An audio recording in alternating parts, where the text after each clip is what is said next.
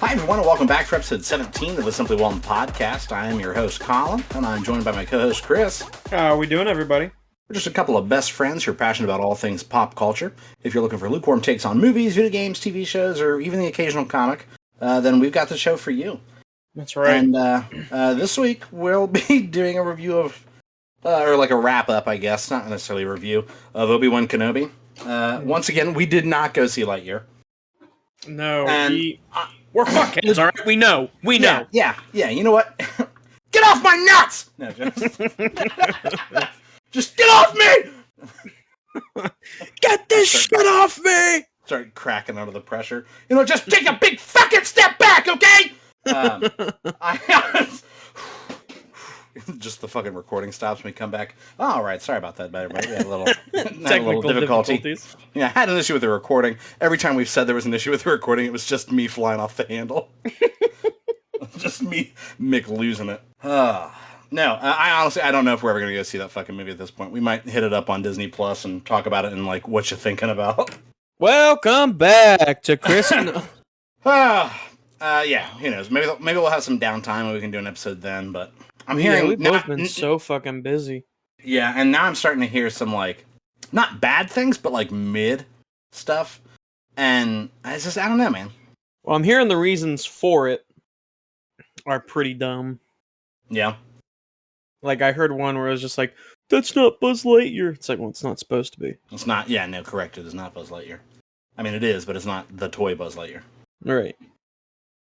So we're just going to do an Obi-Wan episode this week, which is good because the last few weeks we didn't do our little Obi-Wan talks. So we're really just fucks. Like, I just start going, God damn it! Sorry about that. I had some technical... Sorry, everybody. Had a little frog in my throat. So before we get into our Obi-Wan chat, our Ben Kenobi talk, we got a little bit of news. It's a little bit lighter than some of the other weeks, so this might be a shorter episode. But who knows? We do like to talk. That's true. Especially out of my ass. That is true. So yeah, let's see. We got to talk about Top Gun getting a little bit of a box office blow up here. Marvel is coming back to Comic-Con this year. The day before, devs actually seemed to be in a little bit of hot water over their pay structure. What? And there was an announcement trailer released for the major Fallout mod. So if you're ready to talk about all that shit, jump into it, baby girl. Let's talk about it. So right up the top, this is actually as of today, the 27th, Top Gun Maverick has crossed the $1 billion mark at the worldwide box office. And it's in its 5th week. So that's massive. Yeah. Top Gun is the 50th film, when adjusted for inflation, to cross that threshold there, and is currently the only Tom Cruise film to ever do so. And I just thought it's kind of worth noting that that's a pretty big milestone for any movie, but especially when you consider that both The Batman and Doctor Strange 2 came out this year, and neither did that. Yeah, it was, Doctor Strange was good, surprising. But I've been thinking about it. There's a couple parts where I'm like, Yeah, but Which we talked about.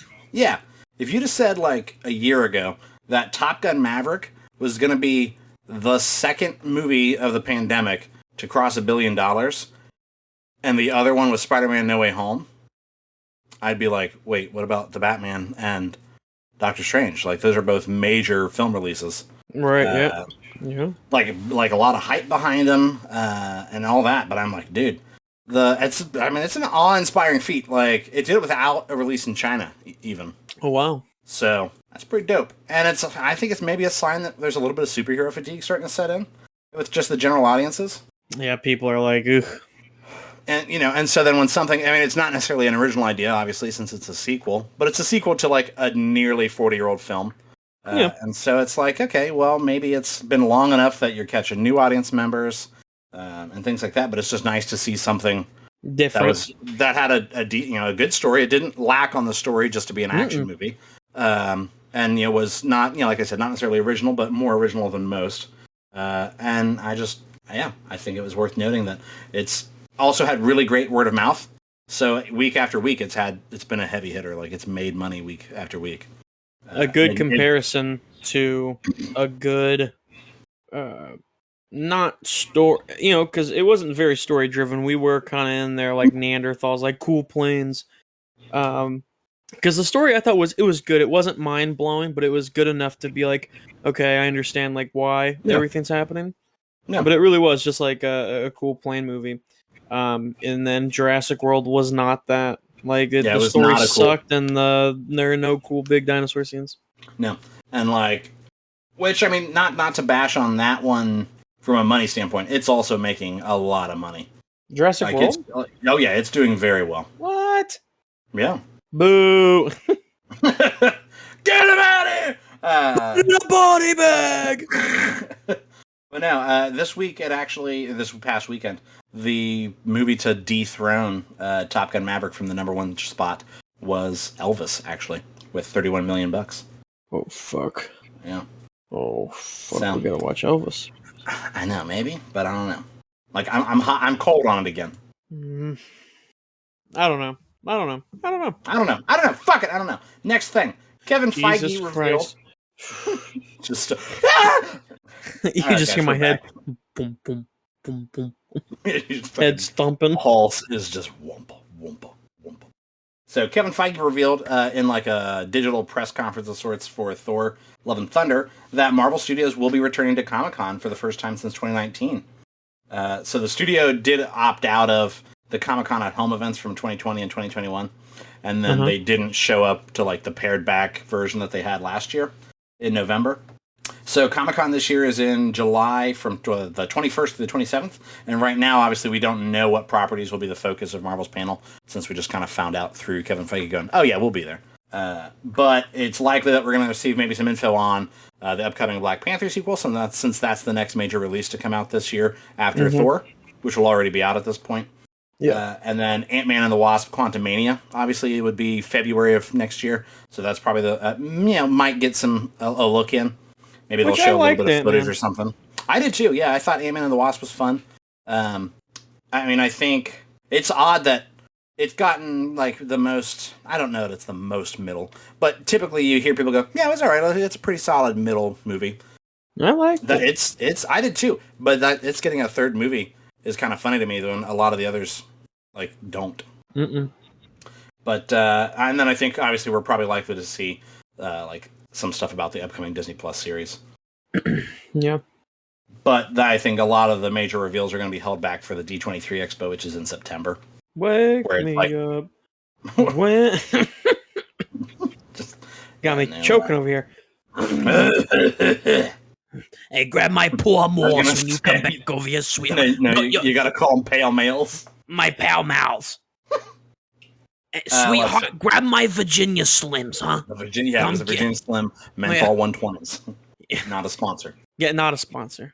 Give your auntie some smooches. By Big Tobacco. So let's see. Kotaku is reporting that, I'm going to just pronounce it as the word fantastic, but it's spelled F-N-tastic, which are the developers behind The Day Before, which is the most wishlisted game on Steam. They are receiving a lot of attention due to the fact that they're currently using, quote, volunteers who are being paid with, quote, participation certificates and free codes. What? According to Fantastic, the volunteers aren't involved in any code writing or development and are instead being used to work on things like, quote, localization and moderation, which at like a AAA development studio, that's a member of the development team. So they are definitely involved in development. They just don't want to call them game devs because then they would have to pay them, right? That's a little bit of opinion. That's fucked up. So in a YouTube video posted by the company, they actually claim that, this is the quote here, being a volunteer means that in every action you take, you bring a certain pleasantness. So they're basically saying, like, because they're volunteers, they're going to, like, you know that they're doing it with kindness in their hearts, so all that, right? But it's like, yeah, we're just going to, like, it's the most wishlisted game on Steam. They can probably pay for... hawk up a couple coins, dude. All right. Like, yeah. And, like, what does a participation certificate entail? And, like, is a free code, does that mean they're going to get to play the game for free? Is that what a free code means? You know what I mean? Yeah. But it's like, dude, no way. And, like, okay, so you're not paying them, and, like, localization would be, like, translating all the stuff over to the different languages and things like that. So, like, what if they just put in, you know, maybe this development team doesn't speak, you know, Russian or whatever, and so they just put in there, you know, fuck this development team, you know, things like that. You're opening yourselves up to getting what you pay for, which is not much since you're not paying anything. It's very true. I don't know. And the fact that now they're gonna, it's pretty shitty. And that scares me because I really was excited for this game. I wouldn't shut up about it. I know. Trust me, I know. Trust me, I know. Oh, well, believe you me. God. Yeah. So, what do you think on that, bub? I know you're, like you said, you're pretty jazzed about it. Yeah, like I understand, like it's a small, like it's not like Bethesda or anything making this. Right. It's a fairly small team, so I understand. Like maybe there's a tight budget, but like sign a contract with them or something where it's like, okay, as of right now, you're volunteers, but when the game starts to make money, if it blows up, if it hits a certain amount, then we'll cut you set amount of money. Right. And then still have like. And, since you are volunteering, regardless, you'll get, extra perks and stuff like that if it doesn't necessarily blow up as much as we'd like it to. I mean, some form where they can still, if they really don't want to make them devs because of how tight the budget is, I understand that, but don't dupe them like that because that's just not cool. And it's not professional. It's not cash money. Literally. Straight up, not cash money. No, and like, it makes me worried about, like, I don't know. Just if that's somewhere where they're cutting a corner, where else are they cutting corners? Yeah. If that's their level of professionalism. And also, like, I don't know. I mean, I guess the flip side of this is, did these people willingly up front know that they were volunteering, right? Mm-hmm. And so then it's like, okay, I mean, well, if they were cool with it, right? But also, you could pay someone to do that job. I don't know. It's a weird area that's like, it's just, seems way too shady to me. Yeah. I mean, I don't know. We'll see when the game comes out. Yeah. Just don't fuck me, because I've been hyped on that baby. It's the 21st of... Is it June of next year? May, I believe. I don't know the date, but I know that it's in May. So I know I had it, but I forget. Oh man, you got to get one in, Yeah. Yep. One belch per. That's in my contract. I get one belch per episode. Contract with who? I just... Just setting up. Just gone. Fuck. All right, last bit of news here. Like I said, we didn't have a ton of news this week. It's been pretty light. The Fallout London YouTube channel posted... Whoa, I need you to calm down so I can get through my spiel here. They posted... I'm fucking excited. They posted a 4.5 minute long trailer giving us a really good look at some of the creatures, the weapons, and like mostly the locales, like the landscapes and stuff, in like a massive Fallout 4 mod. And so I did a little bit of looking on it because I was like, I don't really know much about it other than that it's going to be Fallout in London, obviously. And so I got here that, and I did, some of this was coming from Kotaku.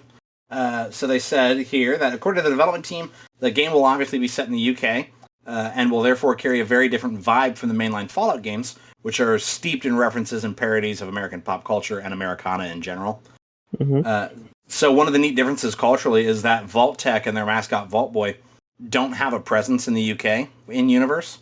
Yeah. So when the world ends, the mod's going to introduce a new company with its own brand of nuclear survival shelters. Which we did keep seeing a symbol show up that kind of reminded me of like either like the Freemasons or like the Assassin's Creed, honestly, a little bit.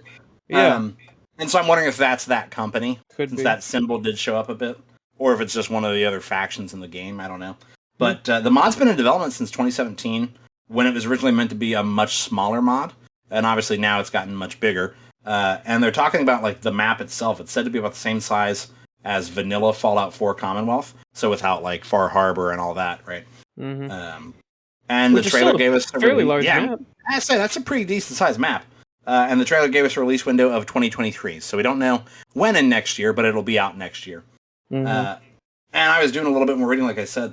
Apparently, it's gotten the attention of Bethesda, which isn't surprising with it being such a large endeavor, because the lead writer left last year, I think it said, or the year prior, to actually join Bethesda. Like, they got hired by Bethesda. Oh, well. Which I guess is promising for the mod, that the quality was there, that Bethesda was like... We want you. Yeah, we want you to work for us. Like, you need to work on maybe the next Fallout game. So I'm like, yeah, that's pretty neat. Like, from obviously a fan, if they're going to go through all this, to then get hired on to work on the thing they're a fan of because of their passion. Yeah. That is super cool, especially since New Vegas They shun. Yeah, since it's not made by Bethesda Game Studios. Yeah. Made by Obsidian. Word up, my boys. Uh, reppin' colors. No. What set you reppin'? What you reppin'? No, I did like seeing some of the crazy shit in there, where it's like, okay, there's a little bit of that Fallout peeking through, like a fucking heavily armed elephant. And did it look like there was vehicles? Yeah, it looks like there's a train, and then you saw someone riding a bike. You saw someone riding a bike. One of the shots was like a first-person shot inside like a rowboat. Yep. Yeah. And then obviously, like I said, you saw the elephant that somebody was riding. Charging on it. Yeah, and like we saw, obviously some of the, oh god, I completely lost the like model of robot, but like the Securitrons and stuff. The Protectrons, that's what they are. Yeah, Protectrons. And I think they had like Bobby's hats on, Mm-hmm. Which was kind of funny. And then let's see, we saw like somebody wearing just a full suit of like knight armor. Yeah. And wielding like a big fucking broadsword as well, just cutting through people. And we saw some interesting like maybe twists on ghouls. I don't know, where they look like they'd maybe fused with trees. Oh yeah, like, that looked. I don't know if they were ghouls or if it was just another creature. You know what I mean? That made me think of what are they? The night Mothman worshippers. What are they called? Oh yeah, in the call 76. Fallout 76, yeah, where they're wearing like the antlers on their head. Yeah. And then what are the eagles? Yeah, I don't like the eagles. No, what is that? They're not just the eagles, are they? There's something. Well, they made Hotel California, and they made a witchy woman, but out of dark desert highway, cool wind in my hair. We're gonna get copyrighted so fucking hard. Nah, I think you've got to do like 15 seconds or more. Okay. But yeah, we're so solid. We'll find out when I try and upload this to YouTube, and it'll be like, oh yeah, you can't do that. Yeah, what the fuck are you doing? Yeah, you better step back. But yeah, so I'm choking on my spit. It's not the only thing you're gonna be choking on later. Whoa. No, I'm pretty sure there's more in there that obviously we aren't talking about. There's going to be more in there. You better chill out. There was a 4.5 minute long video. I'm talking about Fallout, baby. Like, and we're on two different subjects. You got to bring it down a notch. This is live. We're recording. You're just over here being aggressively sexual. But yeah, so now, do you have any more thoughts on Fallout London? I'm really excited for it. I've been kind of keeping my eyes and ears open for it. Fallout 76 is... I played it after they updated everything to where it's at currently, and it was a lot of fun, but I feel like I've seen everything on the map, and like now I'm just like, now what? Like I've done some of the quests, and now I'm just like... It doesn't feel like Fallout that much, Jimmy. Yeah. Like, my favorite memory of us playing Fallout 76 is us just straight spawning into the irradiated zone down there. Oh, yeah. And the fucking, what are they called? The big old beast. Vampire. The fucking beast. I don't remember what it's called. But just chaos. I mean, we're dying immediately to the radiation, and you've got people in just full power suits. Just the power armor just firing away at this thing. And as soon as we spawn in, we're like getting blown away by a dragon, and it's like, whoa, are we playing the same game right now? But so I think it'd be nice because Fallout 76 I did have fun with, but now I am a little burnout from it, and just more of like what now. So it's definitely going to be a nice change in pace. I feel, just a different experience. Definitely like you were saying earlier, breaking away from that Americana, and it's in London. Yeah, I think it'll be neat to see some like British culture get turned into the same atmosphere as Fallout, where it's like kind of that that retro futurism. What I think is called atom punk, But what would Great Britain and the UK do with that style, right? Or like you figure Fallout especially in Fallout 4, they kind of make fun of, like they said, that Americana, that idea of like buying a home from the Sears catalog, where especially I think about that in Fallout 4. What's the first town where your house is actually at? Oh, no. Yeah, I know. Yep. Yeah, but it's near Lexington and Concord. But but yeah, whatever that town's called, those houses very much feel like that. You know, bought it from a catalog type of house. And so I like the idea of picking fun of the height of American exceptionalism was in the 50s, and we just never got over that after nuclear fusion. Mm-hmm. And what does that look like in Great Britain? So I think that's kind of cool. At least I scoot. But that's all I've got for news, honestly, this week. It was, like I said, it was light. So if you're ready to talk about Obi-Wan Kenobi, we can run it. Oh, baby, run it. All right, right off the top, obviously I can't talk too heavily about like performance because it doesn't make money in the traditional way. But the cast here, we got Ewan McGregor back as Obi-Wan. Moses Ingram played Reva, or the third sister. Vivian Lyra Blair. Oh yeah, spoilers just straight up off the top here. So let's go ahead and I'm going to say it was overwhelming. Overwhelming, absolutely. Yeah. So how do we rate things? What's the so system? You can either be overwhelmed, underwhelmed, or simply whelmed. Which is just like it sounds like. Overwhelming is like, wow, that exceeded my expectations. Underwhelming is, that was it was mid. Wow, that's underwhelming. Underwhelming was bad. And then simply whelming is, it was right in the middle. I was just whelmed. So this was overwhelming. And I say that because Vivian Lyra Blair played Leia Organa as a 10-year-old. Mm-hmm. Hayden Christensen returned as Anakin Skywalker and Darth Vader. Kumail Nanjiani was Haja Estray, I think. O'Shea Jackson Jr. was Colin Roken. And Indira Varma played Tala Dureth. So I figured we just kind of do like we did for Moon Knight, where we'll just talk about each episode, maybe give them each like 10 minutes apiece and then move through them. I think obviously once we get towards the end, we'll have more to talk about. So up front, we might be a little light. So let's see. Episode 1, I just took like bullet point notes of what happened in each episode. So I'll list them off and then we can talk about it. Yep.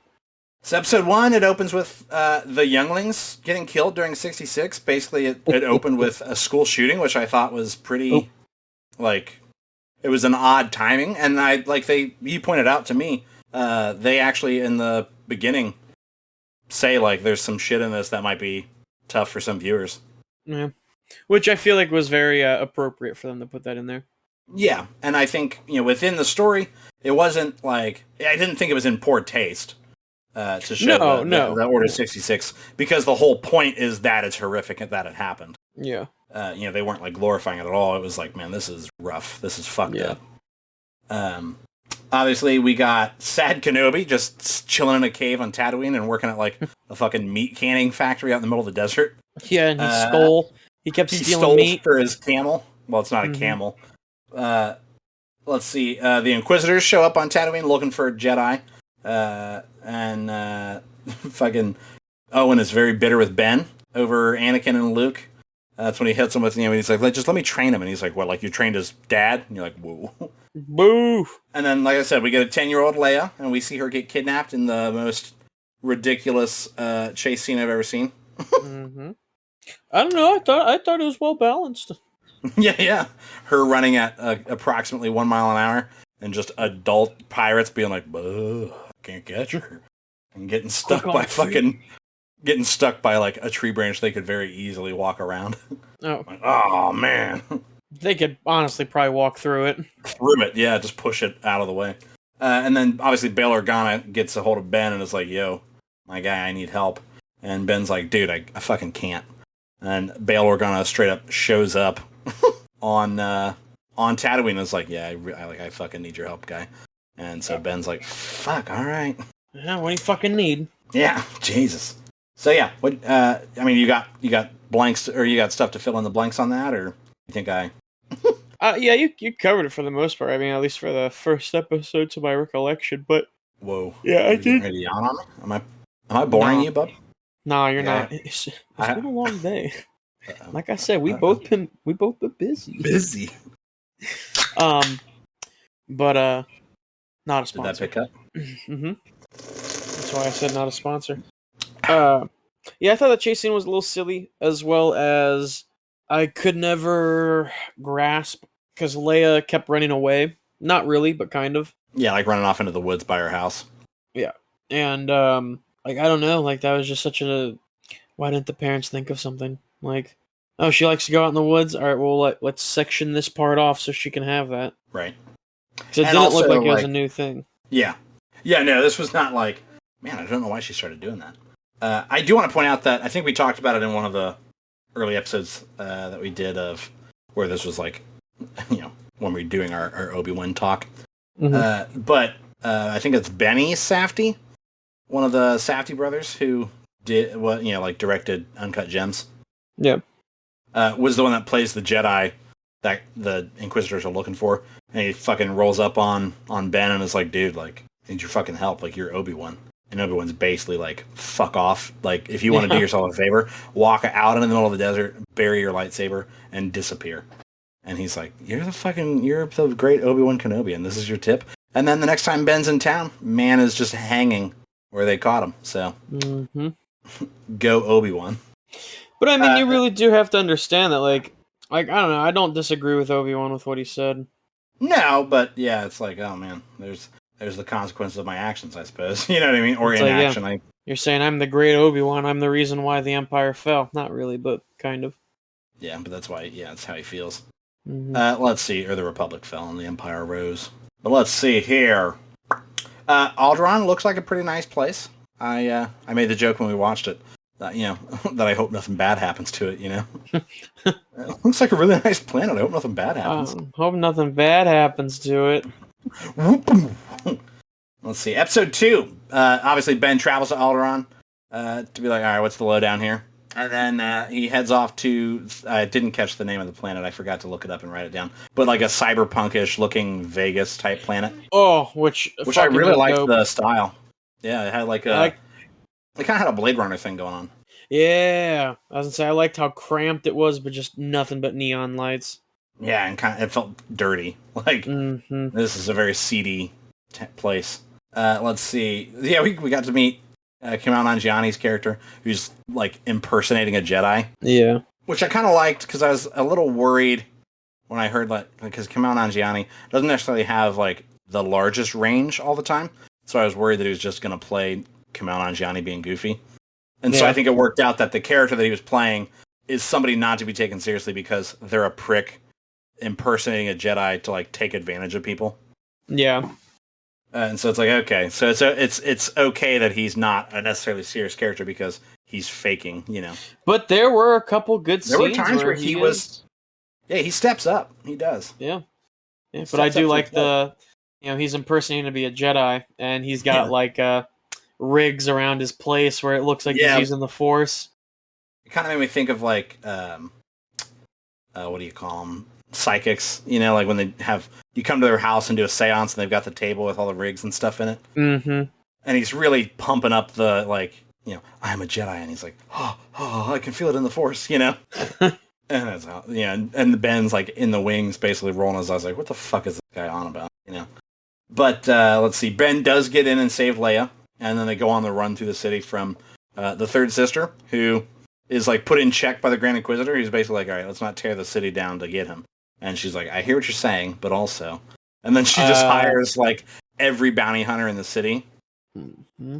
It kind of it made me think of John Wick Chapter 2. What a classic. Yeah, right. And then also, I guess, Falcon and the Winter Soldier, when they're on... Madrigal? Yeah. Isn't it Madrigal? Yeah. Or is it Madripoor? Something like that. Yeah. But yeah, so Ben saves her and they go on the run. The third sister straight up, kills the Grand Inquisitor. Hard. Yeah, she's like stabs him through the fucking gut, thanks, guy. Because are you going to make it? Yeah. Keep going. Are you alright? I'll power through. Let me stop you. Yeah, I'll power through. Just let me pour a drinky drink, not a sponsor. A little sippy sip. Yeah, so the third sister, she runs his... It just sounds like you're peeing. Did you open a bottle to pour it in a glass? I did. Just fucking drink it from the glass, you prick. I got ice in the glass. Oh, I gotcha. Keep it cool. Crisp. I can hear it sizzling. Is that sparkling water? Is this ASMR? It is. It is, I think, white grape. Oh, there you go. 0 sugar, 0 calories, 0 caffeine, 0 sodium. Oh, shit. So yeah, it's got 2 grams of carbs. That's it. Right on. Anyhow, the Whoa. yeah, whoa, you said it, not me. The Grand Inquisitor's Gonzo because he just got in the way of her trying to catch Kenobi, and then she's. She what? Are you done? I am done. I'll just fucking cut all of this. I won't give you the pleasure. Reality can be whatever I want. That's exactly what I was thinking of. I just couldn't think of the exact quote. Yeah. So yeah, she straight up tells Ben that like Anakin's alive and he's Vader, and he's like, oh, that was a very like powerful. Yeah, episode. when he's like staring off into space and was like, Anakin, and it just is a hard smash cut to Vader just floating in a bacta tank, looking like a fucking toe, just going. And you and I both looked at each other and we're like, He was all puffy too, like a marshmallow. Yeah, all swole up, like a cocoa puff in the milk. Swole. Just all swole up. What you got in there? So yeah, and that scene. Oh goodness, what was the Jedi impersonator's name? I wrote Kamal Nanjiani. Hold on, let me look. His character is Haja. Haja, because he says that there's a ship that has like automatic coordinates. Yeah, it's a cargo ship, isn't it? Yeah, and that's how they escape. But yeah, that is such a powerful scene that Obi-Wan's, because throughout the series at that point you really get to see how not with the Force Ben is. Yeah, he's disconnected. Yeah, because he can't really do a whole lot. As well as I bet he's probably scared too, because he's like, last time I fucking fought with this, look what I caused.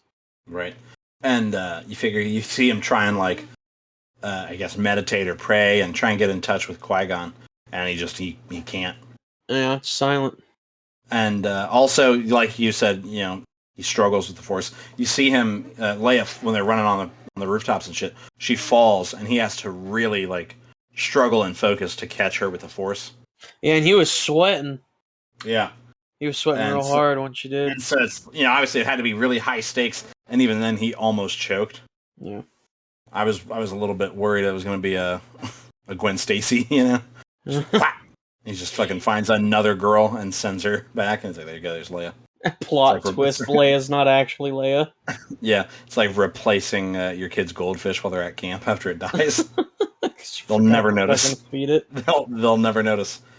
Let's see, episode 3. Ben and Leia end up on a planet controlled by the Empire. It was like a farm planet that used to be more lush, according to Ben. And then the Empire showed up and just farmed it dead. Mm-hmm. There's a really tense truck ride with some stormtroopers where they almost get caught. And Leia's pretty quick on her feet with the lying. Yeah, she's a little too good at it. Yeah, what's this girl been up to? Yeah, what are you doing? It's the politician in her. Ooh. It's just, oh. Snapping like it's slam poetry. It's the politician in her. Let's see. Slam poetry. Strong with the Force. The Force was strong. It was forceful. Let's see. No, so yeah, there was a tense truck ride with the stormtroopers, and like I said, Leia, quick on her feet, names herself. Was she name herself Lola or Luna? Luna. Yeah, and lunatic. Ben. Up, and she calls Ben something, and yeah, and I mean Ben straight slips up and calls her Leia, and the fucking stormtrooper. It kind of made me think of all the Metal Gear Solid memes, just like bing, pop the exclamation point above his head. Like, what? He called her Leia. He's it was her mom's name. They're like, all right, on your way, citizen. Yeah, get out of here. Checks out. It's not like they're looking for a little girl named Leia. You know what I mean? Right. Apparently their intel was bad or something. But either way, the truck driver takes them straight to a fucking checkpoint and was like, yeah, you're going to want to check these guys out. They're super fucking sus. And And they get into a fight, and Ben is like a fucking gunslinger. Yeah. Like, he's quick on the draw with that blaster. I want to throw him in front of Cad Bane, see what happens. Right? He straight up shoots a stormtrooper off the tower, and he falls and cuts himself in half on the fucking gate. Yeah, that was pretty intense. I was like, whoa.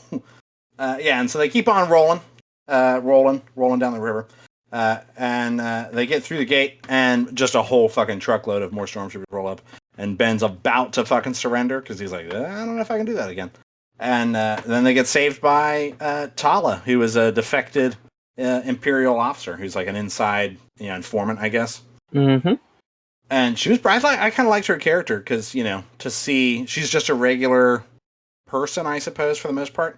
And you find out in talking with her that, like, she did legitimately believe in the Empire at first. Yeah, and then she kind of found out, like, what it actually was, and she was like, that's not what I signed up for.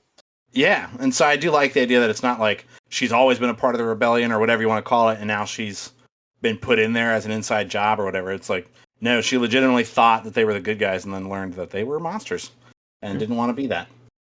So Which she's staying on the inside to tear it down. Yeah, I like that, because it seems a little more... as far-fetched as Star Wars is, it puts a little realistic, like, yeah, that sounds about right. Yeah, it would probably happen, yeah. I mean, it's like a weird gray area.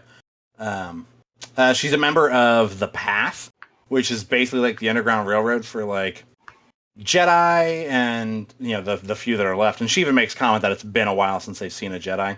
Mm-hmm. And then just general, like, dissidents of the Empire and outlaws who are just criminals that might not deserve the label of outlaw. Yeah. So before they can leave through an underground tunnel, Vader and the Inquisitors show up, and Vader fucks. Yeah, he snaps a neck, like, right off rip. A kid's neck, mind you. Like, you can see him, like, I don't know if I think he's just trying to lure Ben out. Mm-hmm. Your little helpers. Yeah, I better. Hold on. Whoa. Okay. Can you still hear him? No. Alright. Now I can. Pop! Oh no, I'm not cutting it. I'll just edit it down. We're alright. No.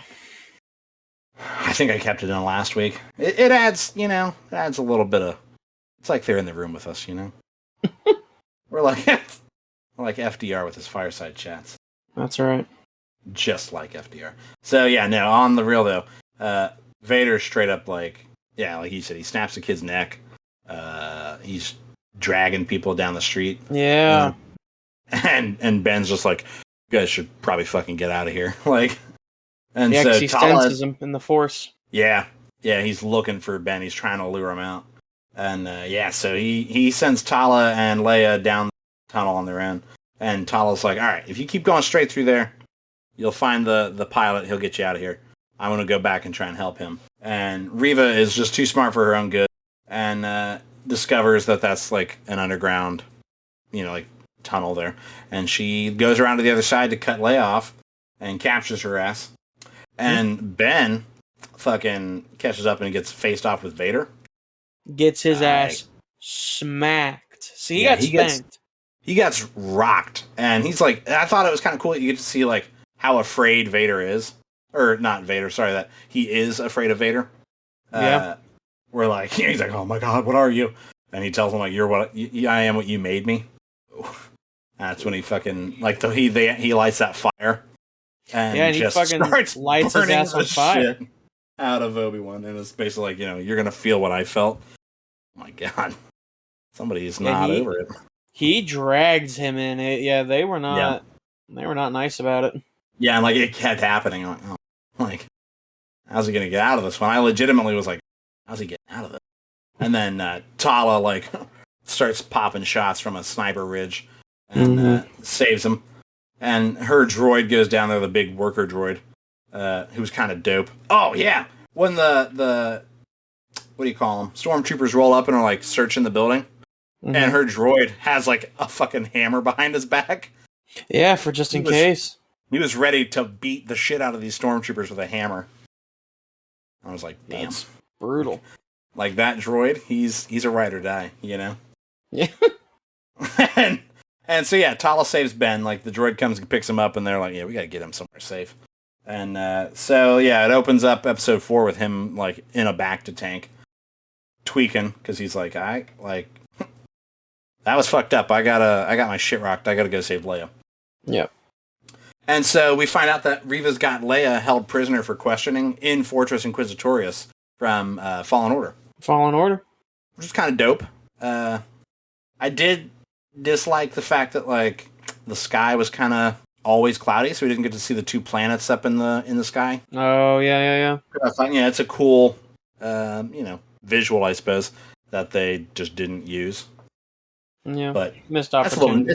I mean, I'm just nitpicking, but I thought, it could be a neat kind of like the binary sunset, and then you get the 2 planets up there. I don't know, but let's see here. Yeah, Kenobi and Tala are like, all right, here's how we're gonna get in that bitch. Here's how we're gonna get her out. And when they fucking get in there, Ben finds just like a hallway of, I guess, trophies, basically, of just dead Jedi. They almost look like they're frozen in amber.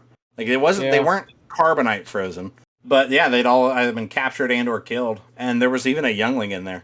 And someone Ben's says really that. not cool with it. Someone says because this would have been a couple years after Fallen Order. Fallen Order. Yeah, it would have been about 5 years. Someone said that. Shit, what's her name? The Inquisitor. No. Siri Junda. Oh yeah, his I guess not his trainer, but his mentor-ish. There's that woman that he finds that's all frozen up and has longer hair. It's about shoulder length. And there's theories out there that that's her. Which means that maybe she'd gotten caught back up with them. Because she gets out at the end. Yeah, she gets out, but also we haven't seen her in the new trailer. No, but to be fair, we haven't seen anybody other than Cal and whoever was in the bacta tank. Just saying. That's just a theory. A game theory. Whoa, now we are going to get copyright struck. Oh, really? I don't know. Oh. But it's not a theory. It's not a game theory. No, it's not. For legal reasons. For legal reasons, this is a joke. Yeah. Let's see. Yeah, so that was pretty fucked up, just that hallway of dead frozen Jedi. Tala's cover gets blown a little bit, and she straight up, like, goes assassin on these guys. Yeah, she... Like, lures a dude behind some containers and, like, does she choke him out? Yeah. Like, I mean, she silently takes them down. It may cut away and then come back and they're both dead. But either way, she solves it, right? Mm-hmm.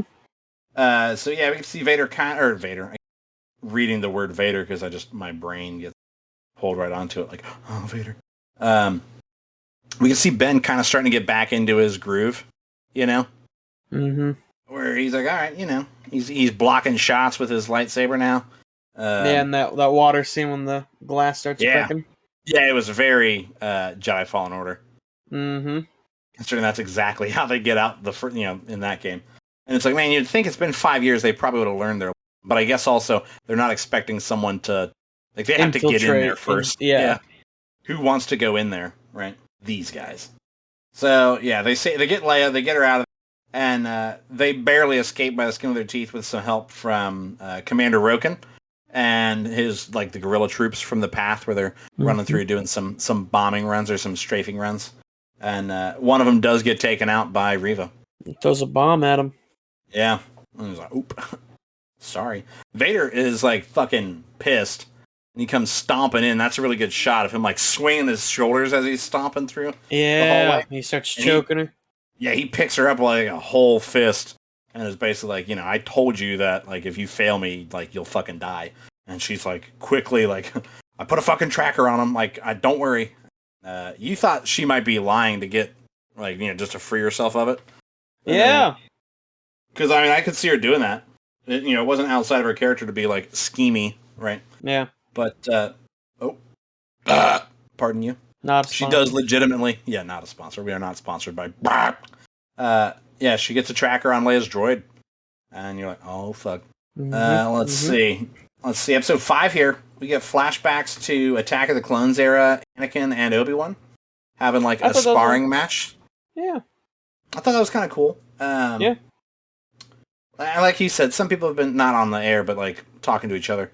Some people have been like, oh man, Anakin, like, Hayden Christensen's showing his age. They could have de-aged him or whatever. But also, it's like, I mean, it's also been 20 years, and he didn't look. I mean, he didn't look like an old man. It's not It's like also the same people who are like, oh, actually, a bunch of fucking neckbeards. Right? Yeah. Yeah. I'm just glad I'm getting good content. Yeah, I would say it's the same people that are mad about Riva, but also those people probably didn't watch past that episode. Yeah. But yeah, there was a nice like parallel between the fight and the lessons that Kenobi's trying to teach Anakin during their sparring match, and the way that like the episode unfolds, where he's teaching Anakin the lessons of like, you're overly aggressive, and that's going to be your downfall, your weakness. Yeah, you're fighting with emotion, too much of it. Yeah, and it does show that like Kenobi still is like strategic. I mean, you figure he was a general, and that he knows. Okay, we're gonna get General Kenobi. Yeah, I know that. So yeah, Riva gets promoted to a Grand Inquisitor by Vader after they track him down to Jabim, which is where the path is hiding out. And yeah, and so he's like, kneel, and they basically knight her as the Grand Inquisitor and like give her a pin and everything. It's official. And they decide that they're gonna. Yeah, and she got a pay raise. Yeah, she's moving on up. And so the Empire lays siege on the facility while I wrote here while the Leia. I don't know what. So while Leia attempts to get the hangar doors open, so she's in there like fiddling with wires. Like she went in there like she knew what she was talking about, but it also took her a long time. And she didn't even end up doing it. It was her droid that she finds. So I think like she was like, I got this, guys. Trust me. And then she gets it all back to that politician in her. Yeah. Let's yeah. Buying time. Kenobi's like, you know what? I'm going to try and negotiate with Riva here, and in talking with her, he kind of like figures out that she knows that Vader is Anakin because she was a youngling during Order 66, and like straight witnessed him. Like she got ran through by a saber. Nope. She got stabbed as it. Yeah, the fucking shot is, and she says it like she was stronger than the others because of her hate and shit. And yeah, you see like the camera angle and everything is him like that's standing right. over her. Yep. And you're like, damn, like something about like you know that Anakin killed the younglings, right? But like this straight up, I was like, yeah, no, he stabbed a kid in the chest as she looked at him. Yeah. And you're like, yeah, man, turns out Anakin really is a monster now. I mean, obviously we knew that, but to see it happen, yeah, that's the same guy. Master Skywalker, what are we to do? Can you hear that train driving by me? Yeah. Jesus H. Christ. Yeah, I can. Still hear it? Mm-hmm. I'm gonna make lose it. Son, start reading. Let's see. I'm just gonna power through. We got this. Yeah, so he figures out she was a youngling, and Riva tells Kenobi that like she's trying to get Vader's trust so she can kill him. Mm-hmm. And he's like, "All right, word." And they do end up breaching the facility. Like she gets mad at him for making her open, and she's like, "Fuck this!" and like cuts the door open. Yep. And so everybody's like, "Fall back!" All the stormtroopers come charging in, and it is a little silly because like they're like maybe 30 feet apart, and it's like open gunfire. Yeah, and how like how nobody's much falling missing. down really. Yeah. Yeah. It's like, man, everybody's really a bad shot. Yeah. Yeah, and so it was kind of a little emotional beat when what do you call her? Tala and her droid both die, like holding back the line, right? Yeah. Her droid falls like on her, kneeling over her, taking the shots, so she's able to grab a grenade and just light it. And then they like hold strong eye contact as they go off. Like, whoa! Don't let this be for nothing. Yeah, I'm like, damn. And so I do like the idea that like she was willing to die for the cause. Which we were also talking. Do we think the path was the start of the rebellion, the like rebel? The prerequisite? Yeah, and I think maybe that's why Leia was so involved. Yeah, because also like the path is very responsible for Leia getting back home, so it makes sense that Bail Organa would be like, I gotta talk to these people, Yeah. And obviously Bail Organa is a big part of the rebellion, and he gets some of the other senators and stuff to fall in with him. Yeah, like Mon Mothma and stuff. But let's see. Yeah, Kenobi surrenders himself because he's like, yeah, they're like, we need more time, and so he goes out there and they take him to Reva, and he's like, straight up, like, I'll distract him, you stab him, and she's basically like, I hear what you're saying, and I'm here for it. Yes, I am with it. And so Leia gets the doors open, and they're like, everybody up! And so, like, as they're fucking pulling away, Vader gets in there. Oh, my god. He fucking catches that ship in the midair with the Force, and yanks it back down, and that's when he realizes that... No struggle. Like, and I mean, yeah, he's like, poof, and you're like, oh my god, and he starts ripping the sides of that ship open to get to Ben, and you're like, holy fuck, and he realizes, like, the other ship behind it, like, takes off and is like, psych, motherfucker, and he's like, oh man.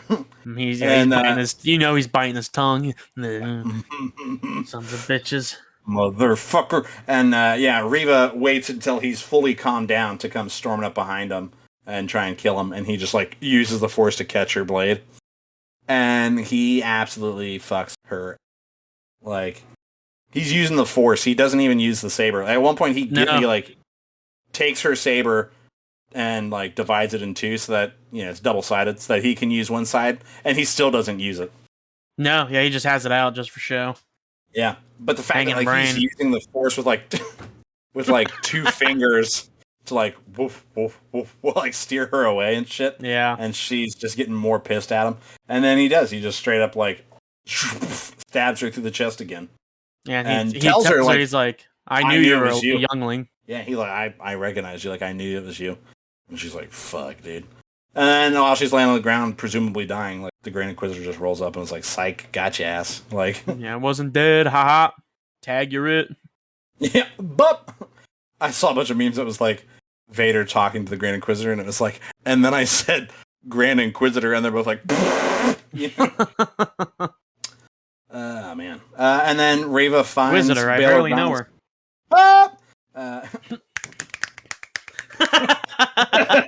Reva finds Bail Organa's message to Kenobi on his transmitter, where Bail Organa straight up is just like, don't let Vader find out he's got a son on Tatooine.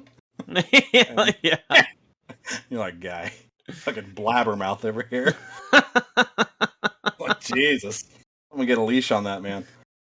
And so she's like, put a muzzle on him. And so yeah, she's obviously like, no, word. Well, I'm gonna go to fucking Tatooine and find Darth Vader's son and kill him. Yeah. And so then episode 6 rolls up, and as we suspect, Reva just shows up on Tatooine looking for Luke. And let's see here. The Empire is, like, on the path's ass, like, following the whole way, popping shots at him. And you gotta give it to it. Commander Roken is like, all right, guys, we're gonna get the fuck out of here real soon, I promise you. And Ben, like, sees right through it and is like, we're all gonna die, aren't we? And he's like, yeah. Like, but we can't let them, we can't let them know that. Yeah, you got me. Yeah, we're fucked. But the kids can't know that. Which is respectable that, like, he's, keeping a calm face and, like, he's more worried about how the people are doing. Yeah. You know what I mean? And, yeah, so he fucking, Ben's like, all right, how much time do you need? And he's like, more than I fucking got. So Ben's like, all right, I gotta go. I'm gonna go, like, distract him. You keep the kids safe. And, he, like, entrusts Leia with Haja and is like, get her home. Her dad, like, get her home. And he's like, I promise you. Yeah, that's where you really see him step up, yeah. Because, like, Ben doesn't get her home. Mm-mm. And, yeah, so that's pretty dope that Haja, like, he gets her there. And Ben peels off in a fucking, escape pod. And Vader, like, the Grand Inquisitor's like, dude, we've got the path right there. We should probably cut this now. And Vader's like, follow Obi-Wan. Like, yeah, welcome to Guess Pass. Yeah. He's like, I want him. And so, yeah, he goes. And I thought about this a couple days ago. The irony being, if that is, in fact, the rebellion, like, the start of the rebellion, that is where Vader lost. Mm-hmm. Is by letting Obi-Wan get to him. if he'd have just followed the path and like cut it right there, none of them other movies happen. Yeah, because there's no rebellion, and then Reva straight up kills Luke probably. Yeah. But let's see here. So Kenobi goes and lands on like a nearby planet and just waits for Vader to roll up. And Vader does, and they have a fucking boss fight. Yeah, it is magical. And, I mean, both of them roll curling. Up using the Force. Like, Ben's putting in a pretty good fight, like, saber-wise, and it was really cool seeing them, like really go at it, both of them. Like, man, this is pod racing, Yeah. Like, holy shit. This is what a lightsaber duel is supposed to be. Now this is an epic gamer moment. Gamer move. Yeah. And, they're both throwing some crazy shots. And we talked about it. I liked seeing them use the Force mid-combat, kind of like you would in video games. Where, like, just using Force push to, like, get them away from me, give me a breath, things like that. Push them into the wall. At one point, Ben tries to pull, like, a stone pillar over on him. And Vader's even like, oh, dude, you've gotten strong. Like, your strength is back, but your weakness, is still there. And, so it's really badass fight. And, dude, and then there's a scene where Vader just, like, puts his hand on the ground and just the earth starts crumbling in front of him. Yeah, he opens, like, a sinkhole beneath Ben's feet. Yeah, takes out Ben and then just starts throwing rocks at him.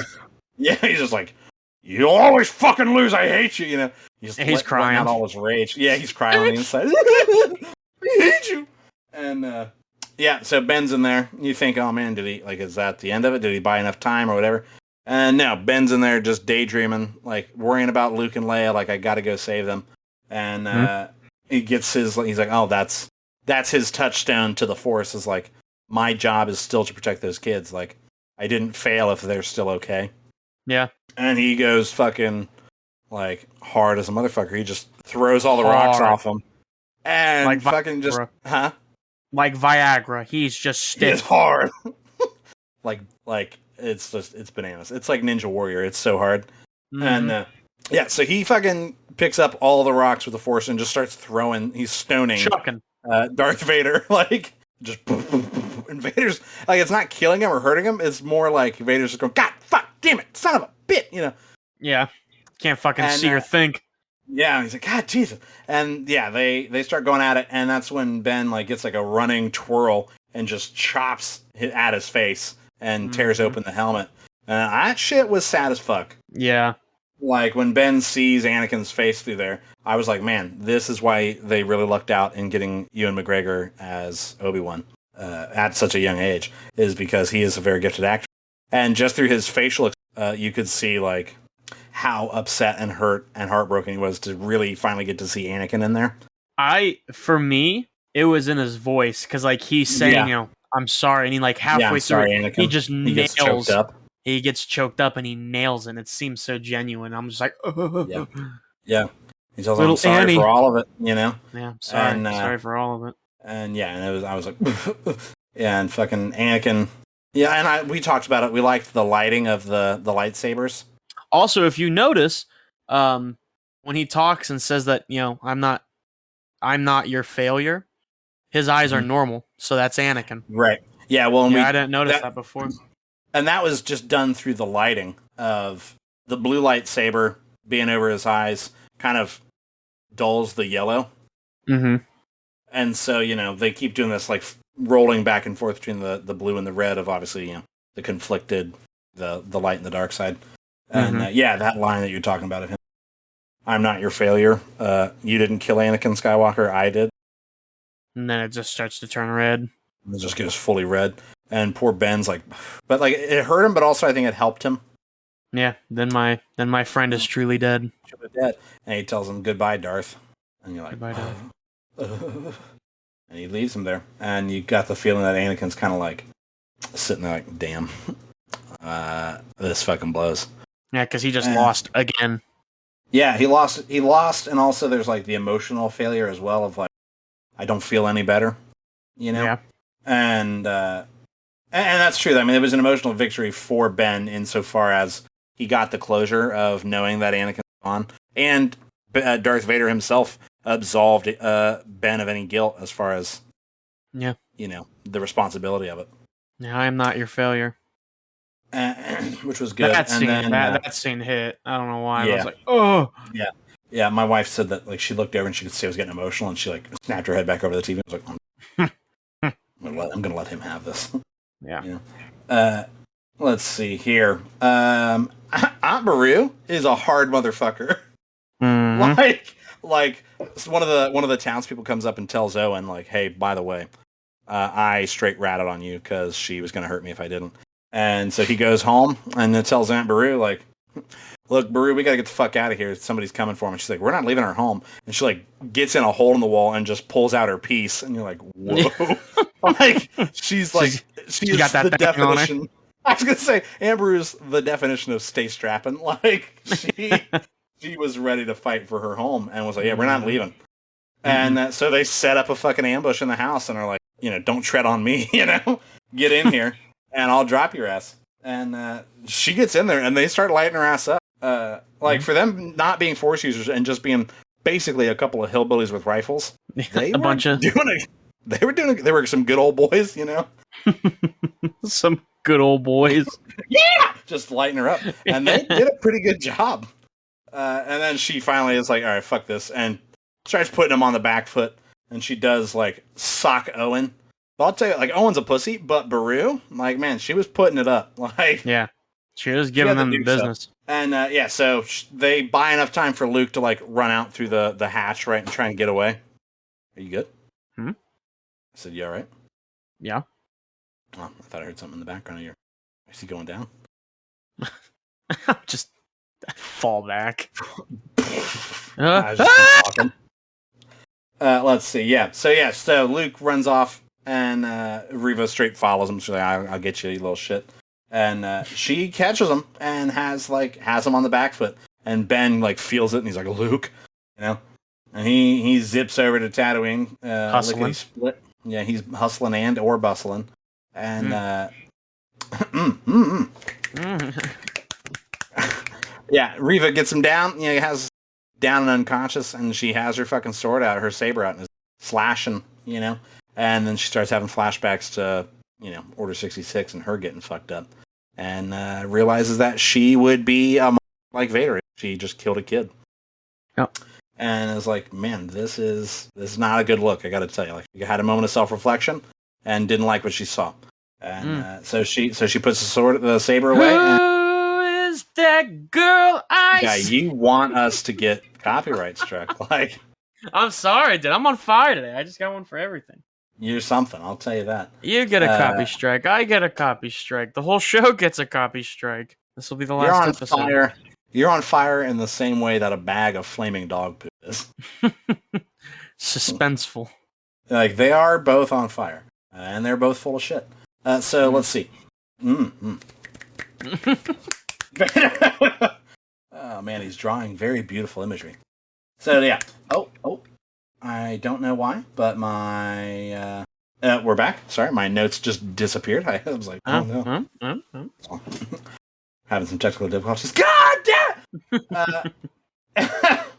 You're ripping your fucking hair out. God damn it! Ben gets back there just in time to see Reva like sauntering back out of the desert. She sets, little Luke down and is basically like, "Yeah, I can't do it. I'm a fucking monster." And Ben's like, "Yeah, hey, you know what? Congrats. Like, you're not part of the dark side because you couldn't kill a kid, which is apparently the test." And it's like gang initiation. You got to kill somebody. Not just anybody. Like a kid. And so he tells her that her future's up to her now. It's whatever she chooses to do with it. And sends her on her merry way off into the desert. And then we do a hard cut to Vader in, like, he's obviously been patched up a bit. He's sitting there in his castle on Mustafar and is, like, talking to the Emperor. And the Emperor's like, questioning his loyalty and his motivation of, like, I think your judgment is clouded by your feelings for your old master. And he's like, I'm solid. I'm solid, bub. I'm solid. I got this. I'm so good. I'm so good. Like, I am like a block of wood. I'm so solid. and the Emperor's like, all right, bet. All right. I hear what you're saying, and I like what I hear. You're in. And then that's just it. And now I guess for the next 10 years, Vader just assumes that Obi-Wan died of old age, and everything's copacetic. Let's see here. Leia is back on Alderaan, obviously because Haja followed through on his promise there, right? And she's kind of ready to lead now. She's had this experience and was like, you know what? If I'm going to do this, I want it to be mine. And she's got her little hip holster from Tala. And her mom's like, is that a fucking holster? And she's like, yeah, you bet your sweet ass it is. Her mom's like, no, I hear you. You bet your bottom dollar. You bet your sweet baby. And yeah, so she's like, all right, no, I hear what you keep it on. And so they go down there and she tells her dad, like, listen, Bail, Mr. Organa, sir, I'm going to do this, but I'm going to do it my way. And she's like, so, who's on the docket for today? Who are we meeting? Cousins, And I thought that was kind of cool to see her already getting the head for, like, the politics of it, of being like, all right. Which I think is a nice lead into all that scheming and lying. Yeah. No, but I do like the idea that makes sense that we then get to see Leia turn into a general. Right. And a leader of, a military leader, basically. Let's see. Ben gets to tell her goodbye, and they had a nice little conversation about like her parentage, where early in the series he tells her like he wishes he could tell her that he knew her parents, but he didn't. And he tells her like straight up, I lied to you. Well, I can't tell you much about him, but I can tell you that like you have these qualities, and those are gifts from your mother, and then you have these qualities, and those are gifts from your father. And I wish I could tell you more than that, but I can't. And she looks over at Bail Organa and is content with what she's got. She's like, I don't need to know anything more. I'm good. Yeah. I was like, I was kind of sad too, man. And then Ben gets to go back to Tatooine. He tells Owen straight up, like, I'm going to leave you and Luke alone, and I'm going to roll out. And Owen's like, Ben, you want to meet him? And we get to hear Obi-Wan hit him with the, hello there. And like, oh, shit, he did get to meet Luke. And then Ben rides off into the desert, and he's like, found inner peace enough so that he gets to see Qui-Gon. Yeah, and Qui-Gon is like, I've always been here. Yeah, I've always been with you. Yeah. Oh, damn. He wasn't alone. And, I thought that was good. And I do like the balance, I don't know what the word I'm looking for. The connection, I guess, between the issues that Obi-Wan was dealing with as years as a master, and that he needed his teacher, Mm-hmm. He still needed his mentor figure. And the idea that mentor was still with him, Even after death. Yeah. And obviously they go off into the desert, and Qui-Gon teaches him how to become one with the Force in death, which is why he shows up as a Force ghost. Yes. And then I thought, if you've got anything more about any of the episodes, throw it out there now. Speak now, forever hold your peace. And then we'll do our final thoughts, and then we can get to the next segment of the show. Something I saw that I wanted to point out was the Stark. Did you say Stark? No, Tony Stark? No, stop. Stank? Tony Stank? Tony Stank. No, when Ben got the starship from the Jawas, and he gives it to Luke, that's the same one you see in A New Hope. Yeah. So it's like, he kept it. Yeah, that's not nice continuity. But I mean, it was really, really good. I guess I'm not too upset we didn't see too much from Luke, but also it felt like Luke was very much a little bitch baby. And Leia was like, I got a fucking holster on my hip, like I got that thing on me. Yeah, to be fair, when we meet them in the original, like, Leia is vastly more, like, she's already involved in the rebellion.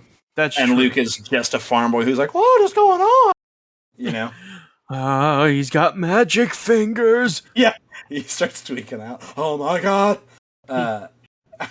No, for my final thoughts, I just said that I was a bit worried about it kind of turning into an escort mission like in video games.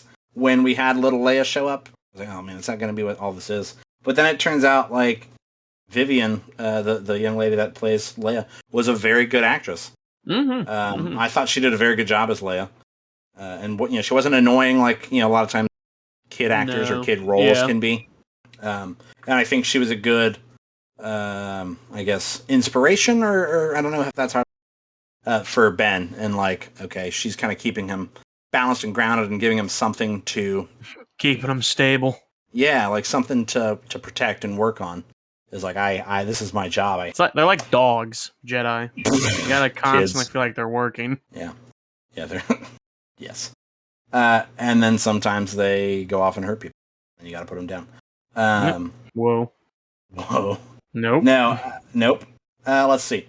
I was also worried about how it might affect the timeline / like the canon, considering it's like, okay, so you're gonna have a whole series with Leia, and he's really close to Luke, and it's like, okay, like you're getting in a weird gray area where he can't be too involved with these kids because they act like they don't know him or don't know him well in the original. But Leia has the.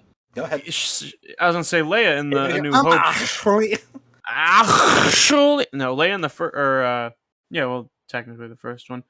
New Hope says, you're our only hope. So I mean that makes sense.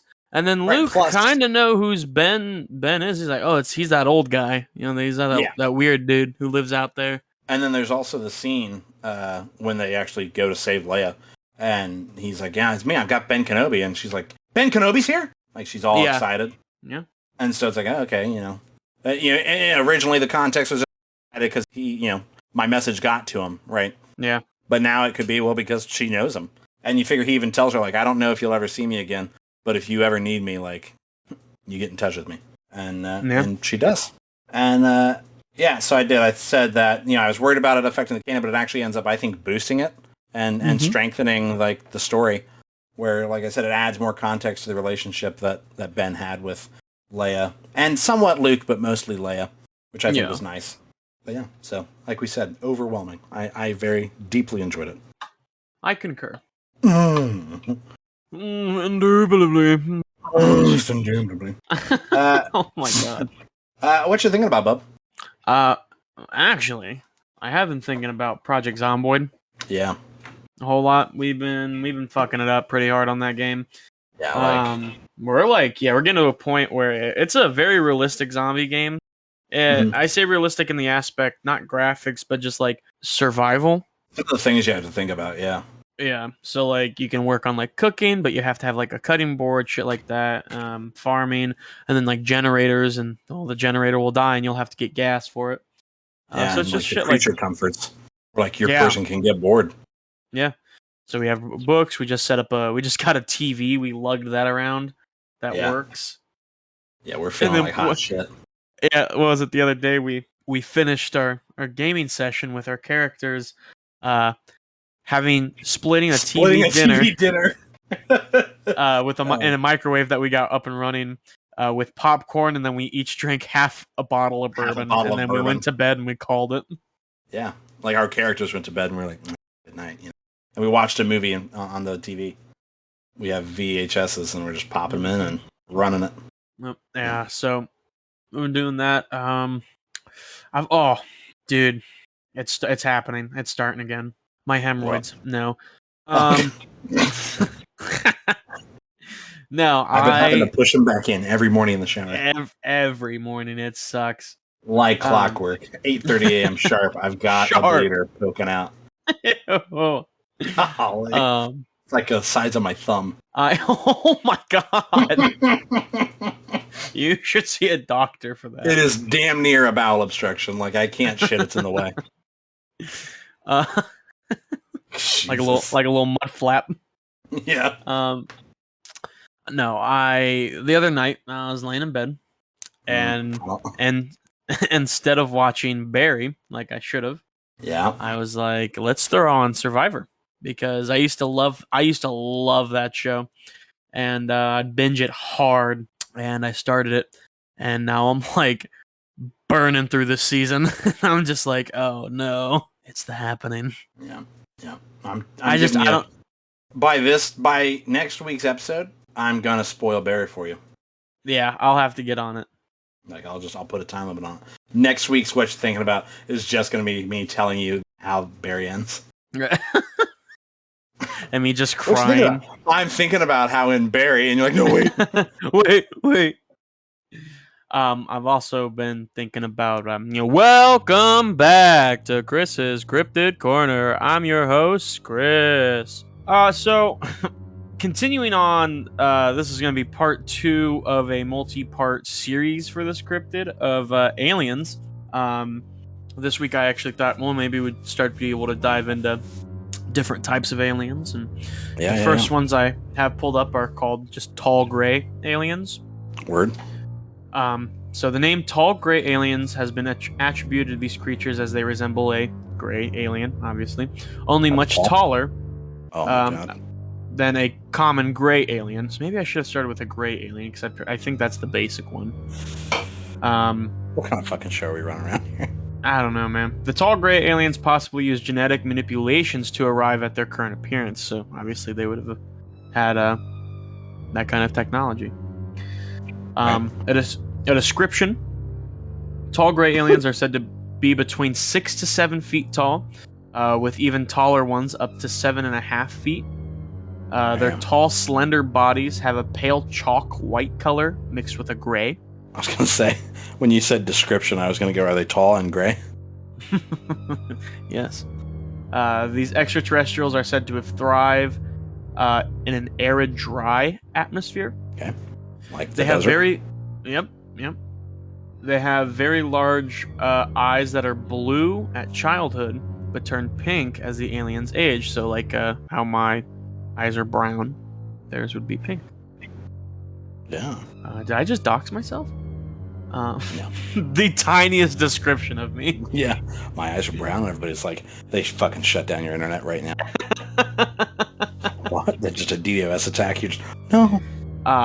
While tall gray aliens are said to be physically weak from numerous genetic manipulations to their genes, their lanky limbs can propel themselves faster than a human can run. So, I mean, like a hand cannon, dude, just to launch themselves. Just, whoa. I'm picturing, did you ever watch the movie Signs? Yeah. That's a good movie, dude. It is. Have you seen Fire in the Sky? Yeah, that's a like that. The abduction scene in that. I watched that as I was big into space as a kid. So I watched that movie. No, it gave me hardcore nightmares. The scene where they got like the latex on them and they sprinkle the water and it gets real stiff. Yeah, that didn't like that. Did a number on me. It bothers me as an adult. Yeah, and they're sticking that goo in his mouth and it's so like most of that movie is not that way, and then all of a sudden, it's a horror movie. One part that specifically stands out to me is when he's being dragged by the aliens in Fire in the Sky. Spoiler alert. For this almost 30-year-old movie. Yeah, and you see the baby shoe just kind of floating around, just like of all the people they've abducted. I don't know why, but as a kid, I was like, that means they can get me. Yeah, right. Yeah, I'm a kid.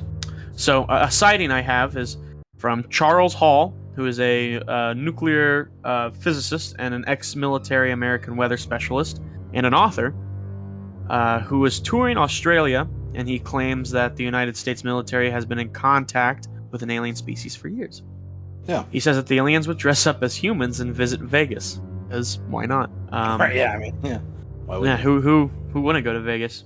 I mean, what happens in Vegas stays in Vegas. Stays in, right, you know. No one's going to say they saw an alien, baby. Yeah, it's just Vegas. In 1964, this isn't all in quotations. In 1964, when I was a weather observant for Nellis Air Force Base in Nevada, I witnessed interactions between the military and a group of mysteriously tall, gray human-like extraterrestrials. The Vietnam veteran said that from his home in Albuquerque. Albuquerque. Oh, Jesse. I was going to say, let's cook. It's time to cook. Their crafts are capable of traveling faster than the speed of light, because Einstein was wrong about relativity. Relativity, yeah. You got it. Mr. Hall said that there are no cameras allowed at the site, obviously, which has been wiped off the map if there were. When he arrived, a colleague had wanted to lock both him and himself in the weather station room and not go towards the other end of the building because that's where he had encountered them. He says, in quotations, there was a group of 5, 2 men and 3 women, and they had come up to go to the bathroom when they encountered the tall grays. It was such a shock. You're not sure, and this is the part that's kind of like, ooh. He says he wasn't sure if he was looking at a ghost or an angel, or if you were just dreaming. Oh shit. Yeah, I don't know why, but I was like, ooh, I don't know, that's kind of heavy. Mr. Hall said that he had contact with 3 types of aliens: tall grays, tall white, and then that just says Norwegians, but I don't think that's an alien. Norwegians. Oh no! Oh no, not the Norwegians. Anything but that. But he said those ones looked like, the reason why they call them Norwegians is because they look the most as if the human, and they speak English and share very similar, various there's similarities. Something off about them. Like there's something off. He claims that the experiences were real, and that the U.S. Air Force were indeed hosting extraterrestrials. They have reached arguments with what? Oh, they've reached arguments with during the 1950s, if not earlier. They were principally involved in technology transfers with the U.S. military. And then finally, he said that the U.S. officials had kept it all quiet because the people weren't, quote-unquote, emotionally ready to accept alien life forms, which is what I've been saying. I don't think people are ready. I think it would crumble a lot of things, a lot of societal things for people. So the tall grays are humanoid in appearance, and the first UFO researcher to seriously investigate the Charles Hall story is Paula Harris, who interviewed him in July of 2003. Damn. So yeah, apparently like an actual person came out and started an investigation against Charles. Yeah. So, I mean, if someone's coming out to investigate him, you know, like that just doesn't happen just because. Right, yeah, it's not on a whim. Right. So where there's smoke, there's fire. But yeah, so I don't know. I thought it was interesting. Exactly. Obviously, might have gotten a little silly with the Norwegians, but just it made me think of Austin Powers. His dad is like, there's 2 things I can't stand: people who are intolerant of other people's cultures, and the Dutch. And the Dutch. Just the Norwegians. But I plan on probably continuing next week. I'll probably just do the Greys. Yeah. Is what they call them. Maybe you do the Norwegians. Yeah, maybe I should hop on the Norwegians. Let us know. Send us an email and let us know at simplywellmailbag@gmail.com. Yes. But other than that, I plan on going into other sightings, like the Stardust Ranch. I'll probably do some stuff about that. Bingo, that's a good game. That is a solid game. I haven't played that in a minute. But something I wanted to say real quick that I don't think I've said. One of the biggest things I believe in, being from like a realistic standpoint, is I believe aliens could be out there, but also they don't have to be little green or gray dudes bobbing around. It could be like a fungus or just a plant, or it could be humans, like bacteria or virus. Yeah, very similar to a humanoid species. Were you trying to communicate with them? I was. I burped. But what about you? What have you been thinking about? I think what you mean to say is, well, God, no. No, wait, that's my thing. I really fucking want a New Vegas too. Like, after seeing the Fallout London trailer, I've been thinking just about, but like, New Vegas for me is just, that's peak. I've talked about it before. That is what Fallout was meant to be for me. And I haven't gotten it since. Like, the closest I've gotten, I've talked about it a couple times. Last week I talked about it. The Outer Worlds. Yeah. But like, I want that, but in Fallout again. Or even let Obsidian make another game in a different region. But I do like the feel of the desert. But it made me think, I had a question for us to talk about. Yeah. Where would you want the 5th game to take place? Like, I wrote down that, it could be in a new region, or we could return to ones that we haven't seen in a bit, like California from the first 2 games, like the top-down ones. Or they could go back to the Mojave. I've played 2. I didn't play much of it, but I do remember playing 2. I don't like it because I'm not a big fan of top-down games. That's why I stopped playing it. Yeah, because you're a graphics snob. Yep. You kids these days. No, not even. Don't quit. No, because I love Project Zomboids, and that's a top-down game. And the graphics aren't that great. And I tell you all the time that that's perfectly fine. So I don't want to hear none of that. Maybe you should give Fallout 2 another crack. When's the last time you tried it? Ooh, it's been a minute. Yeah, maybe you just Maybe I will. mature enough at that time. You could be absolutely right. If I don't know, I would want to say maybe like Canada, maybe something very woodsy, but also I'd think, well, that wouldn't be a thing. So just be right. Yeah, I mean, it'd just be a burnout forest. Yeah. So I also wouldn't be against Mexico. Okay. Yeah. Just seeing maybe like a more Western. But also I would fucking love to be just lighting up ghouls and just have a sombrero on. Right. I said, like, maybe you could go to New York. That'd be pretty cool, like a upper city. Yeah. Would be kind of neat. And obviously, like, it doesn't, like, New York City could be, like, one of the main cities. But also there's, like, upstate New York that is more wooded and, you know, winding roads out in the forest and stuff like that. Small New England towns. Yeah. But also I said maybe somewhere in the south, like Louisiana. You could get some different terrain, like swampland and stuff. Yeah, that'd be really, really cool. I said it'd be kind of cool to see a Fallout version of New Orleans. That's not bad either. Yeah, I think I'll have to agree with you. Because New Orleans is a kind of city that has like a Vegas that has a very specific like atmosphere to it. Mm-hmm. So I think it'd be interesting to see. You know, not even. I think it'd be a weird like. Is that insensitive of Katrina? But I think it'd be interesting to see like.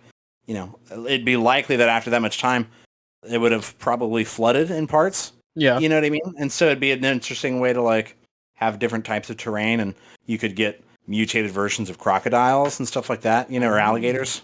Also, we've talked about it before, so I'm going to mention it. You know, in this Fallout 76, they have Mothman. Where's the Loveland Frogman at? Right. That's just what I'm trying to see. Yeah. You got to think they were throwing cryptids in since Fallout 3 with the aliens. Right. Yeah, so I mean that's nothing new per se, but I mean I'll have to do some research about like a cryptid from like Louisiana. What cryptids are in? Yeah. Yeah. But I mean that would be very interesting. Yeah, that's my homework for you. Look at the different Fallout games, and next week I want you to tell me what cryptids you would like to see in each game. Ooh. It's a lot. There's really not that many Fallout games. Like Fallout 1 and 2 are both in California. Fallout 76 already has the Mothman. Yeah. Fallout New Vegas is in Nevada. Fallout 3, like you said, has aliens. All right, it already has aliens. Fallout 4 is in. Fallout 4 has one, doesn't it? Who's in it? What's in it? I know you can find an alien spaceship. I'm fairly certain, at least. I might be wrong. It might be 3. Either way, Boston area. Boston. And that's it. You know, cryptid I want to see? The socks. the socks. That's that. Yeah, wicked smart. Go Red Sox. See. Go the Sox. All right. Again, we want to thank you guys so much for your attention and support. If you guys enjoyed this episode, be sure to give it a great review. Tell your friends about it. Share us on social media. You know, we want that word of mouth. We want the engagement. If you're liking us and we want other people to like us, tell them. Yeah. Tell them. That's true. I have a compulsive need for people to like me, so please. Yeah, I need the reward. And if we are truly going to be the cult, you know, the Simply Cult, you are our disciples. No, that is correct.